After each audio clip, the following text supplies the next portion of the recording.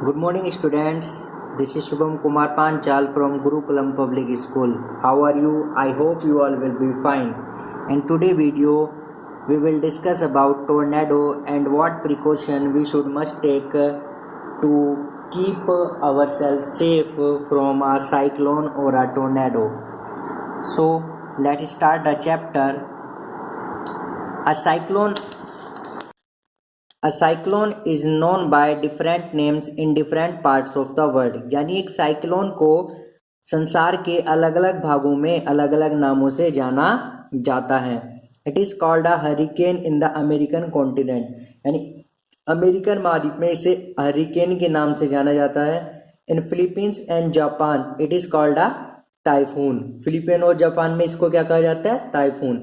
यानी जो साइक्लोन होता है उसे वर्ल्ड के अलग अलग हिस्सों में अलग अलग नाम से जाना जाता है। जैसे अमेरिकन कॉन्टिनेंट में से क्या कहते हैं? हरिकेन कहते हैं, और फिलीपींस और जापान में टाइफून के नाम से जाना जाता है। समझे बच्चों? अब हम पढ़ेंगे टोर्नेडो। टोर्नेडो को हम हिंदी में बवंडर के नाम से बोल सकते हैं। वैसे ये भी साइक्लोन का एक हिस्सा होता है, लेकिन इसे बवंडर के नाम से हम जान सकते हैं। देखते हैं टोर्नेडो। इन अवर कंट्री, हमारे देश में they are not very frequent, वो ज़्यादा नहीं आते, यानी हमारे देश में बहुत कम आते हैं tornado. A tornado is a dark funnel shaped. Funnel मतलब कीप जिसको बोलते हैं ना आप, जिससे तेल वगैरह नापते हो, जिसमें तेल वगैरह डालते हो ना, बोतल में तेल डालने के लिए जिसका यूज करते हो, तो उसको फनल को कीप बोलते हैं।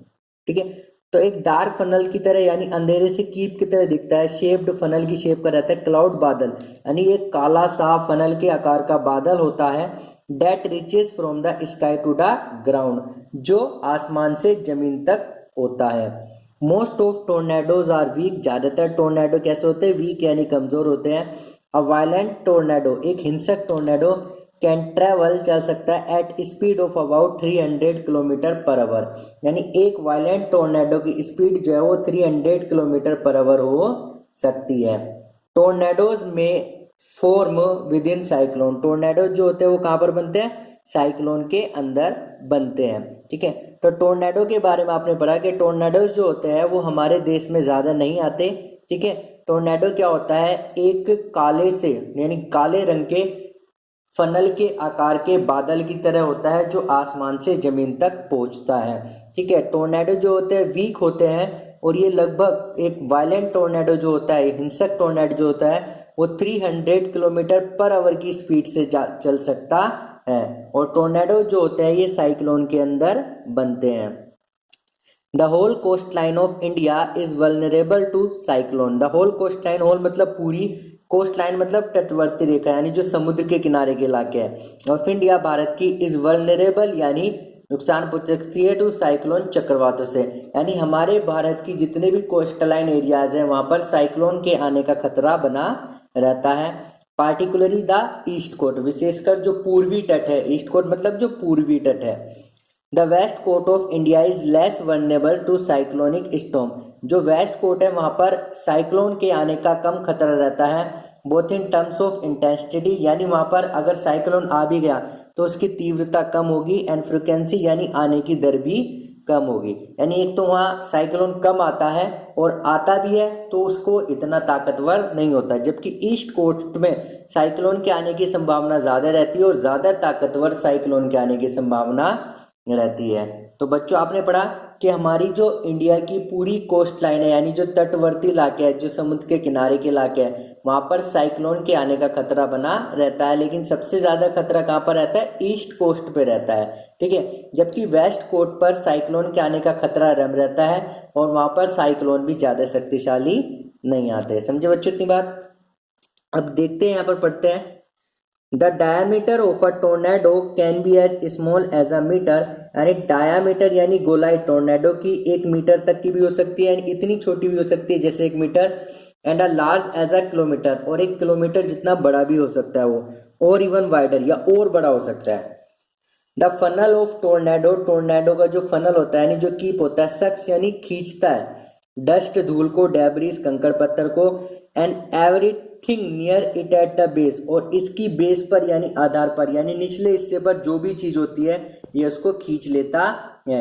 ड्यू टू लो प्रेशर, यानी लो प्रेशर की वजह से and throws them out near the top, और टॉप यानी ऊपर से उन्हें बाहर फेंक देता है। Here are a few accounts of the survivor, यहाँ पर कुछ अकाउंट यानी विवरण यानी बातें जो बताई है लोगों ने, सर्वाइवर्स यानी जो बचे हैं, ऑफ टोर्नेडो यानी जो टोर्नेडो में जो सर्वाइवर बचे हैं यानी जो जिंदा बचे हैं टोर्नेडो से, उनके कुछ जो उन्होंने बातें बताई है वो लिखी है फ्रॉम डिस्कवरी चैनल में बताया गया था। Young discovery series, discovery channel पर प्रोग्राम आता होगा यंग डिस्कवरी सीरीज के नाम से, उसमें बताया गया था। ठीक है, यानी टोर्नेडो का जो डायमीटर है वो इतना छोटा भी हो सकता है जैसे कि 1 मीटर, या इतना बड़ा भी हो सकता है जैसे कि किलोमीटर, या उससे भी बड़ा होता है। जो टोर्नेडो का फनल के आकार से होता है ना, तो ये फनल क्या करता है टोर्नेडो का, ये सक करता है यानी खींचता है किसको, डस्ट को, डेब्रिस को, और जो भी इसके बेस यानी तली पर जो इसका निचला हिस्सा होता है, जो भी इसके बेस के पास चीज आती है उसको ऊपर खींच लेता है। किस वजह से, लो प्रेशर की वजह से, और इसको ऊपर टॉप से बाहर निकाल कर फेंक देता है। तो कुछ लोगों की बातें यहाँ पर बताई गई है जिन्होंने जो टोर्नेडो में बचे हैं, ये डिस्कवरी चैनल पर दिखाया गया था। सबसे पहले, I saw the cloud coming and try to take shelter inside, कि मैंने एक बादल को आते हुए देखा और कोशिश की अंदर जगह लेने की, शेल्टर यानी छुपने की। But as soon as I reach for the door knob, लेकिन जैसे ही मैं दरवाजे के गेट तक पहुंचा यानी दरवाजे के कुंडी तो पहुंचा, the house took off into the sky, घर आसमान में उड़ गया।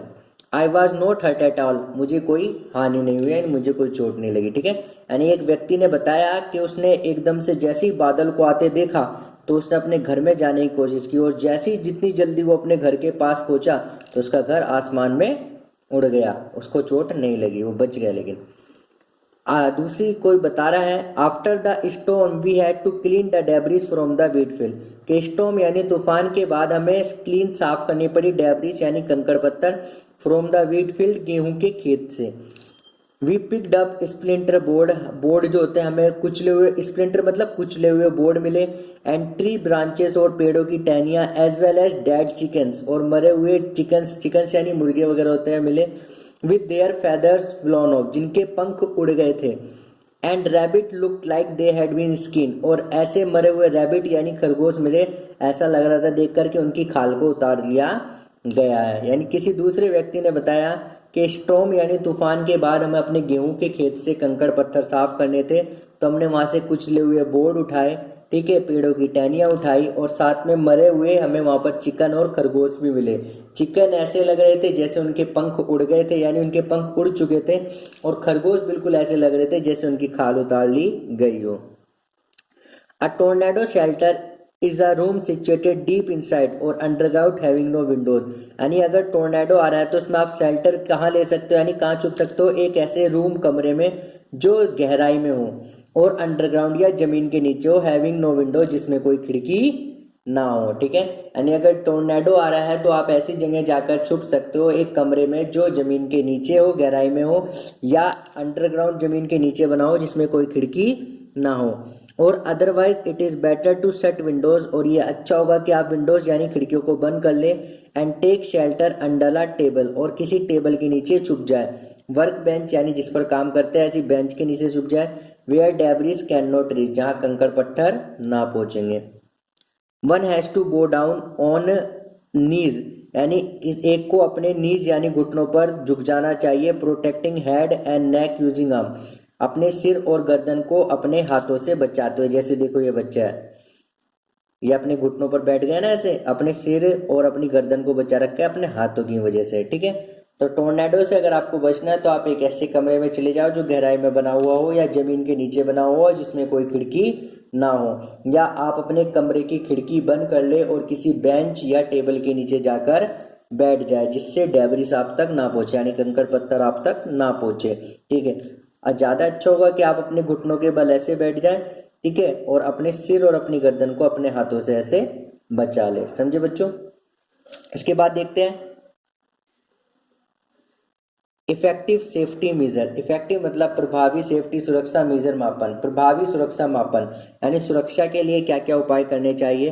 सबसे पहले अ साइक्लोन फोरकास्ट, साइक्लोन मतलब साइक्लोन की, फोरकास्ट मतलब भविष्यवाणी, एंड वार्निंग सर्विस और चेतावनी सेवा। सबसे पहली जो है कि साइक्लोन की भविष्यवाणी यानी पहले से अनुमान लगाना और उसकी चेतावनी की सेवा, ये सबसे बड़ा जो है सुरक्षा का उपाय है। Second, rapid communication of warning, मतलब तेजी से, बहुत स्पीड से चलने वाला कम्युनिकेशन सर्विस, यानी ऐसी संचार सेवा हो जिससे वार्निंग दी जा सके गवर्नमेंट एजेंसीज की, द पोर्ट्स यानी बंदरगाहों पर, फिशरमैन मछुआरों को, शिप जहाजों को, and to the general public और सामान्य लोगों को। ठीक है, यानी कम्युनिकेशन सिस्टम ऐसा होना चाहिए कि उससे तेजी से गवर्नमेंट एजेंसीज, बंदरगाह, मछुआरों, जहाजों और सामान्य जनता को सूचना दी जा सके, चेतावनी दी जा सके। उसके बाद है construction of cyclone shelter in the cyclone prone area. Cyclone prone area यानी साइक्लोन प्रोन एरिया जहाँ पर साइक्लोन के आने की संभावना रहती है, ऐसे इलाकों में साइक्लोन शेल्टर का निर्माण करना चाहिए, यानी साइक्लोन आने पर जहाँ पर लोग छुप सके। एडमिनिस्ट्रेटिव अरेंजमेंट, एक प्रशासनिक प्रबंध होना चाहिए, moving people fast to safer place, जिससे लोगों को जल्दी से जल्दी सुरक्षित स्थानों पर पहुंचा सके। यानी साइक्लोन से बचने के लिए क्या क्या काम करने चाहिए, क्या क्या काम होने चाहिए, यानी सबसे पहले काम क्या है कि साइक्लोन की चेतावनी और भविष्यवाणी की अच्छी सेवा होनी चाहिए, और संचार व्यवस्था यानी कम्युनिकेशन सिस्टम इतना अच्छा होना चाहिए कि रैपिडली यानी तेजी से जो है मछुआरों को, बंदरगाह पर, गवर्नमेंट एजेंसीज को, जनरल लोगों को साइक्लोन की सूचना दी जा सके।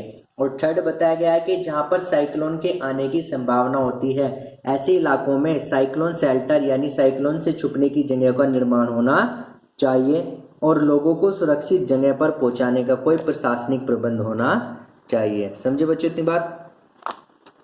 उसके बाद है action on the part of the people, लोगों को क्या एक्शन लेना चाहिए, यानी क्या काम करना चाहिए जब साइक्लोन आए।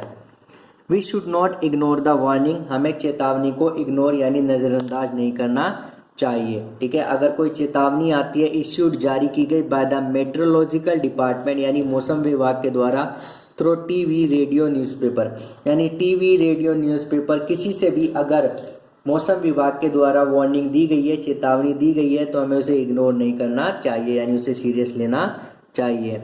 फिर आता है वी शुड, हमें चाहिए, make necessary arrangement, shift the essential household goods, domestic animals, vehicles etcetera to safer place, यानी मेक नेसेसरी अरेंजमेंट यानी आवश्यक प्रबंध करना चाहिए, टू शिफ्ट यानी ले जाने के लिए, द एसेंशियल यानी आवश्यक, हाउस होल्ड गुड्स यानी घरेलू सामान, डोमेस्टिक एनिमल घरेलू जानवर, एंड व्हीकल्स और वाहन, टू सेफर प्लेस यानी सुरक्षित स्थान, यानी हमें सुरक्षित स्थान पर अपने जरूरी घरों के सामान, पालतू जानवरों और वाहनों को ले जाने की व्यवस्था होनी चाहिए।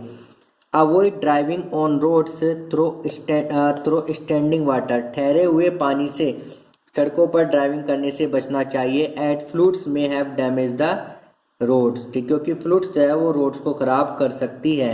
And keep ready the phone numbers of all emergency service, और सभी आपातकालीन सेवा यानी इमरजेंसी सर्विस का नंबर आपके पास होना चाहिए, लाइक पुलिस जैसे police, fire brigade and medical centre, और मेडिकल सेंटर यानी चिकित्सा केंद्रों का। यानी आपको क्या क्या सावधानी करनी चाहिए। सबसे पहले जो अगर मौसम विभाग के द्वारा चेतावनी जारी होती है कोई, तो उसको आपको सीरियसली लेना चाहिए, इग्नोर नहीं करना चाहिए। दूसरी चीज़, आपको किसी सुरक्षित जगह पर जाने के लिए अपने घर के जरूरी सामानों, पालतू जानवरों और वाहनों की व्यवस्था कर लेनी चाहिए। और सड़कों पर, ऐसी सड़क जहाँ पर ठहरा हुआ पानी हो वहाँ पर ड्राइविंग से बचना चाहिए, क्योंकि बाढ़ जो है वो सड़क को नुकसान पहुँचा सकती है। और जितने भी इमरजेंसी नंबर होते हैं यानी आपातकालीन सेवाएं होती है, जैसे पुलिस हुई, ठीक है, फायर ब्रिगेड हुई, मेडिकल सेंटर हुई, इन सब का नंबर आपके पास होना चाहिए। फिर क्या है, सम अदर प्रिकॉशंस, कुछ अन्य सावधानियां, प्रिकॉशन मतलब सावधानी। If you are staying in a cyclone hit area, अगर आप किसी एक ऐसे इलाके में रह रहे हो जहाँ पर आकर साइक्लोन टकराया है अभी, तो आपको और क्या क्या सावधानी बरतनी चाहिए। सबसे पहले, do not drink water that could be contaminated, ठीक है, यानी दूषित पानी को मत पीजिएगा जो खराब हो चुका है। Always store drinking water for emergency, ठीक है, यानी हमेशा जो है पानी को क्या करें, स्टोर करके रखे इमरजेंसी के लिए। Second, do not touch wet switches, गीले स्विचेस को टच मत कीजिएगा। एंड फॉलन पावर लाइंस, और गिरी हुई पावर लाइंस, उसके यानी बिजली के तार गिर जाते हैं ना, तो गिरे हुए बिजली के तारों और गीले स्विचेस को टच मत कीजिएगा, ठीक है। Third, do not go out just for the sake of fun, यानी मजे के लिए बाहर मत जाने जाइएगा। यानी कुछ लोग क्या करते हैं ना, बाहर तो परेशानी और देखने जाते हैं कि देखो देखो क्या हो रहा है बाहर, तो ऐसे मजे के लिए बाहर मत जाइएगा। नेक्स्ट है do not pressurise the rescue force. Rescue force यानी जो आपातकालीन सेवा देती है, जो बचाव दल आता है जो आपको बचाने के लिए आया है, उनको ज़्यादा प्रेशराइज नहीं करिएगा बाय मेकिंग अनड्यू डिमांड, यानी ऐसी मांग कर जिनकी ज़रूरत ना हो। अनड्यू डिमांड्स की मांग करके जो है रेस्क्यू फोर्स को प्रेशराइज ना करें।